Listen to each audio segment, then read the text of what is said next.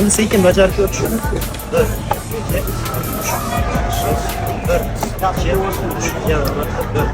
2 3 Sen nima deding?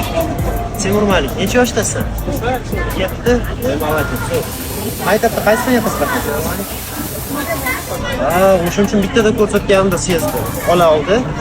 Buni endi amaliyotda qanday ko'rib chiqdi ular? Qara qolsa bajargan narsa nima edi? Raqib ishlar deyapti. Vam beryapti. Nima deyapti? Tez bajargan. Bu ishlash mumkin. Tushunyapsanmi? Qo'ling, bitta qo'ling nima? Endi shuni sekin birga bajarib ko'ramiz. Mana shu ko'zda, qo'lda choy turibdi.